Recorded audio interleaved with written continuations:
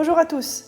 Donc on se retrouve pour cette vidéo avec le médaillon du printemps. Donc je prends deux cernites translucentes, une bleue et une blanche. Je vais donc faire un boudin de bleu sur lequel j'ajoute des morceaux de blanc afin de faire une espèce de marbrage en le tournant et en le repliant sur lui-même.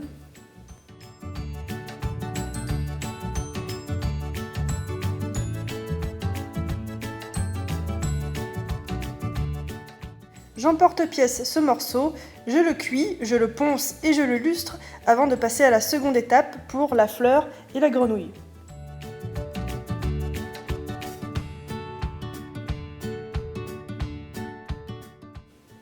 Alors pour la fleur, j'ai décidé de faire quelque chose de très brillant avec de la cernite translucente mélangée à de la Pearlex rose que je mélange ensemble et qui va donc me donner une espèce de couleur très brillante au rendu final.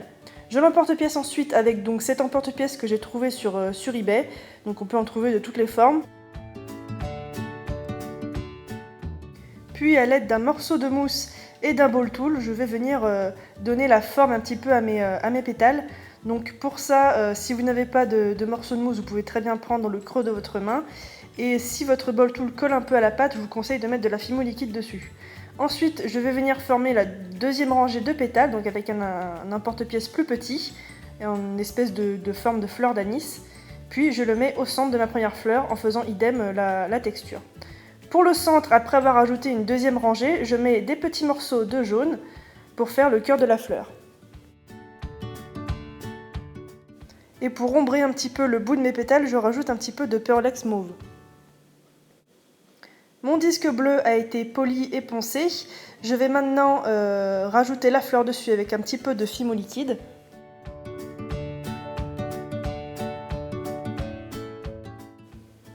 Puis je le décore avec des nénuphars, donc pour ça c'est tout simple, il suffit de couper des petits morceaux dans des cercles. Et enfin je passe à la dendrobatte. Donc pour ça j'ai mélangé de la pâte bleue avec de la pâte noire pour obtenir un bleu très foncé pour ses pattes. Et avec de la pâte plus claire, je vais venir faire son corps. Donc pour ces pattes arrière, j'ai tout simplement posé deux morceaux sur lesquels je pose le corps. Et pour ces pattes avant, je viens tout simplement poser deux petits colombins que je viens fixer avec des dotting tools.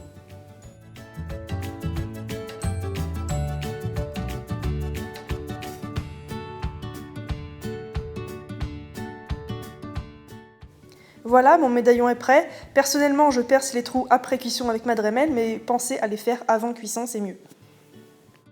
Pour finir la dendrobatte, je vais venir peindre des tout petits points noirs sur son corps.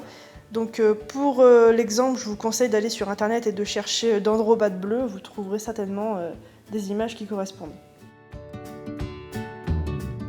Et voici le rendu final. Donc personnellement, j'ai résiné à la fin toute la création, ça lui donne un effet très glossy, très brillant, j'adore. J'ai vraiment kiffé faire ce bijou parce que c'est le genre de bijou que je ne fais pas souvent et que je devrais plus faire. Si vous aussi vous avez aimé la vidéo, merci de vous abonner à la chaîne ainsi qu'à mes réseaux sociaux. Et pour ceux que cela intéresse, ce bijou sera disponible sur ma boutique Etsy. Le lien est en barre d'infos. Et moi je vous dis à la semaine prochaine pour un autre tutoriel. Ciao!